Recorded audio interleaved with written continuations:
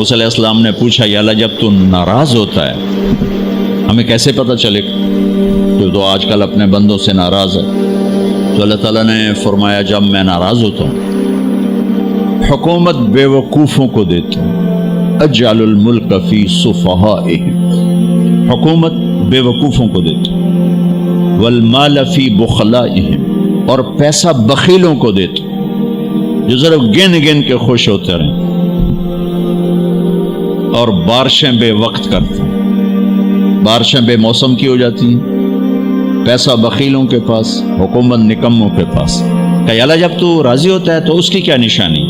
تو اس کی نشانی یہ ہے کہ اجعل الملک فی حلمائہم، حکومت سمجھدار اور نیک لوگوں کو دیتا ہوں، والمال فی سمحائہم، اور پیسہ سخیوں کو دیتا ہوں، اور بارشیں وقت پہ کرتا ہوں۔ تو موسیٰ سمجھو میں اپنے بندوں سے راضی ہو چکا۔ تو اطعام الطعام میں اشارہ ہے سخی بنو، سخی بنو۔ اللہ تعالیٰ کی ایک وی آئی پی جنت ہے جس کا نام ہے جنت الفردوس۔ اللہ نے باقی جنتیں بنائیں کن کن کن، جنت الفردوس بنائی اپنے ہاتھوں سے۔ کیا چیز بنائی ہوگی؟ تو اللہ نے کہا وعزتی وجلالی لا یجاورنی فیکی بخیل، اے جنت مجھے اپنے عزت و جلال کی قسم تیرے اندر بخیل نہیں جا سکتا، مرد یا عورت بخیل نہیں جا سکتا، سخی جائے گا، بخیل نہیں جا سکتا۔ بخیل سے اللہ کی دوستی لگ نہیں سکتی اور سخی سے ٹوٹ نہیں سکتی۔ شیطان کہتا ہے میں عبادت گزار اور بخیل ہو تو مجھے کوئی ڈر نہیں لگتا، یہ آپ پہ ہی ماریا جائے گا، یہ کہتے ہیں آپ پہ جا بیٹھانا ہے، یہ جو پیسے کی کشش ہے اس کو مار دے گی۔ اور نافرمان سخی سے ڈرتا رہتا ہوں کہ پتہ نہیں کب بخشا جائے، پتہ نہیں کب بخشا جائے، کب سخاوت کو اللہ پسند کر کے چلو پاک کرتا۔ اچھا، جبریل پوچھتے ہیں یا رسول اللہ مل ایمان، ایمان کیا ہے؟ تو آپ نے فرمایا ان تؤمن باللہ وملائکتہ وکتبہ ورسلہ وبالبعث بعد الموت۔ ایمان عقیدہ، اللہ پر، فرشتوں پر، کتابوں پر، رسولوں پر، موت کے بعد کی زندگی۔ یہ مدینے کا سوال ہے۔ اب آخری حج کا سوال ہے یا رسول اللہ مل ایمان۔ پہلے سوال کرنے والے جبریل ہیں اور یہ سوال کرنے والے عمر بن عبس ہیں۔ یا رسول اللہ مل ایمان، ایمان کیا ہے؟ تو آپ نے کیا جواب دیا؟ الصبر والسماحہ، الصبر والسماحہ۔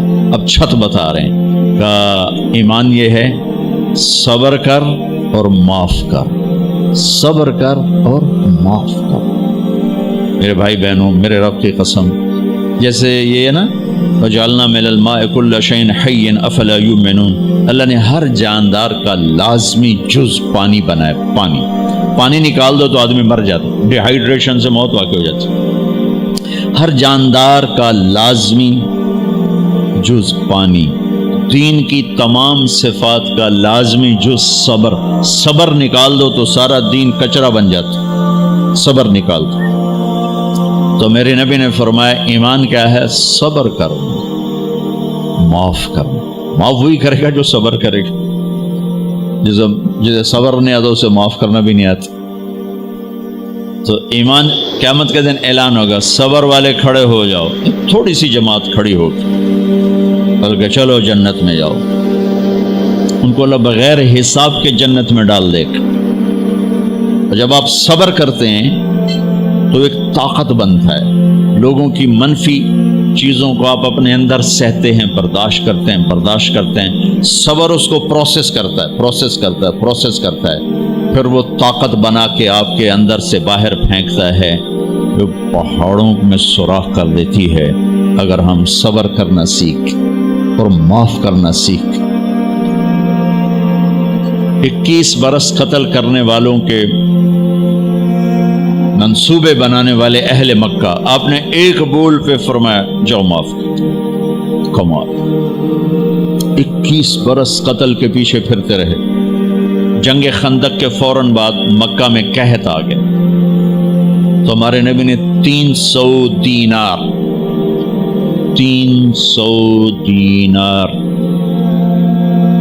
تو 10-15 لاکھ روپیہ بنتا ہے. آپ نے مکے میں ابو سفیان کو بھجوایا جو جنگ خندق کا سالار بن کے آیا تھا. آپ نے کہا مکے والوں میں کہتا ہے ان کو کھانے کھلاؤ میری طرف سے. تو ابو سفیان کہنے لگے واہ محمد تیرے قربان جاؤں, ہم تجھے قتل کرنے کے پیچھے پھر رہے ہیں, تو ہمیں کھانے کھلاتا پھرتا ہے. یہ میرے نبی کے اخلاق ہے, میرے نبی کو معاف کرنا. آپ سوئے ہوئے ہیں, آپ کی تلوار اٹھا کر ایک بدو نے آپ کے پسلی میں ماری, آپ اٹھ کے بیٹھ گئے. تو کہنے کا کون بچائے گا, یعنی میں تیار ہو جا. تو آپ نے کہا اللہ. آپ نے کہا اللہ, تو اس کا ہاتھ کانپا اور تلوار گر گئی. تب آپ نے اٹھا لی, آپ نے ایسے سیدھی کی, اب تو بچا, تو بتا تجھے کون بچائے. تو کہنے لگا میں تو ہی بچاونا ہے, اور کہیں بچاونا. تو آپ نے کہا کلمہ پڑھتے ہو؟ کہنے لگا نہیں پڑھتا. اب تو آپ اس کی گردن اڑوا دے, یہ خود ہی اڑا دیتے. جو کہہ رہا میں کلمہ نہیں پڑھتا ہوں. قتل کے ارادے سے آنا ہی ان کو اس کے قتل کے لیے کافی تھا. آپ نے فرمایا کلمہ پڑھتے ہو؟ کہنے لگا نہیں. آپ نے کہا جاؤ معاف ہو جاؤ, جاؤ معاف ہو جاؤ. صحابہ کے سامنے جاؤ معاف ہو جاؤ. بھائیو, انسان اور خطا لازمی ہے. اگر معاف کرنا نہ سیکھا تو ہم خود ہی دکھی ہو کے رہ جائیں گے. لوگوں کے زخم بھلا دو, اللہ پہ ڈال دو, اللہ صلہ دے گا, زندگی پرسکون ہو جائے گی. دیکھو ہم اپنے یہ کرتے پر داغ نہیں لگنے دیتے, اپنے بس سے داغ. کھانا کھانے بیٹھو نیپکن, یہ دیکھو ابھی نیپکن پڑے ہوئے, رکھو اگو رکھو توڑے چولے تو کوئی سالن نہ ڈھے پا. ٹھیک, یہ تو پھر بھی دھل جائے گا. لیکن یہاں داغ لگا, کبھی نفرت کا, کبھی غصے کا, کبھی انتقام کا, کبھی حسد کا, کبھی بغض کا, کبھی کینے کا. انسان سب سے زیادہ اپنی ذات سے محبت کرتا ہے. یہ معمولی سے کپڑے کو داغ سے بچاتے ہو, جو سب سے قیمتی چیز ہے دل, جو بادشاہ ہے, اسے بھی تو صاف ستھرا رکھو. جیسے ہم لاکھ زور لگا لیں, ہم کپڑے کو میل سے نہیں بچا سکتے. لاکھ زور لگا لو, لوگوں کے منفی رویے آپ کو توڑے بغیر نہیں چھوڑیں گے. لہذا کیا کرو, نبی والا معاف کرو, معاف کرو, دل کو صاف کرو, دل کو صاف کرو, دل کو صاف کرو, صبر کرو, معاف کرو. میرے نبی نے فرمایا, میرے بیٹے انس, ایک بہت بڑی سنت بتاؤں, بہت بڑی سنت. داڑھی سنت ہے, پگڑی سنت ہے, سفید لباس سنت ہے. بہت بڑے کا لفظ مجھے یہیں یاد ہے, ہو سکتا ہے کہیں اور بھی ہو. میرے بیٹے انس, ایک بہت بڑی سنت, اگر تو یہ سنت پہ عمل کر گیا تو جنت میں میرا ساتھی ہو جائے گا. جو بھی کر لے, جو بھی, وہ جنت میں میرا ساتھی ہو جائے گا. ذالک من سنتی ومن احب سنتی فقد احبنی ومن احبنی کان معی فی الجنہ. میرا جنت کا ساتھی جو اس سنت پہ عمل کر گیا. کیا ہے یا رسول اللہ؟ یا بنی ان قدرت, اگر تو کر سکے. اشارہ ہے, کام تنو اوکھا دسن لگا, سوکھا نہیں ہے. ان قدرت, اگر تو کر سکے. ان استطاعت, دو لفظات کہ بیٹے کام اوکھا ہے, لیکن دیکھو تمہیں ملے گا کیا. جنت نہیں, جنت میں نبی کا پڑوس ملے گا. ایڈا وڈا کام تیرا, دیکھو نا 4-5 لاکھ نالتا اتنے ہوں ایک گز نہیں لبدا. تو کوئی بندہ بوجھ پا کے آ جائے لاکھ روپے دا 2000 گز دا بنگلہ لے دے تو اکثر پاگل خانے گلو ہیں. جنت کا مل جانا بھی بہت بڑی بات ہے, پر جنت میں نبی کا ساتھ ملنا کوئی سوکھا کم تو نہیں ہوئے گا, ہے کری تو پسینہ آئے گا. آپ نے فرمایا بیٹے ان قدرتا, زور لگے گا, ان تصبح و تمسی, ساری زندگی کرنا پڑے گا. ساری زندگی کرنا پڑے گا. داڑھی تو ایک دفعہ رکھ لی ہے, اب تھوڑی صفائی ستھرائی ہے, لیکن یہ روزانہ کرنا پڑے گا, صبح شام کرنا پڑے گا, ساری زندگی کرنا پڑے گا, اور تو اس میں تھکے گا. کیا ہے؟ وَلَيْسَ فِي قَلْبِكَ غِشٌّ لِأَحَدٍ فَافْعَلْ. صبح شام اس دل میں کسی کی نفرت نہ آنے دینا, کسی کے لیے بغض نہ آنے دینا, کسی کا کھوٹ نہ آنے دینا, کسی سے کینہ, غش, سارے الفاظ کو اپنے اندر سمیٹے ہوئے. اور میرے نبی کی عجیب بات, لے احد, لے احد, لے احد, کسی بھی انسان, مسلمان نہیں کہا, مومن نہیں کہا, نیک آدمی, نیک عورت نہیں, کسی بھی انسان, لے احدن. آج لے احد 7 ارب انسانوں پہ بولا جا رہا ہے. میرے نبی فرما رہے ہیں, میرے بیٹے, دنیا کے تمام انسانوں سے دل صاف رکھنا. کیا ہوگا؟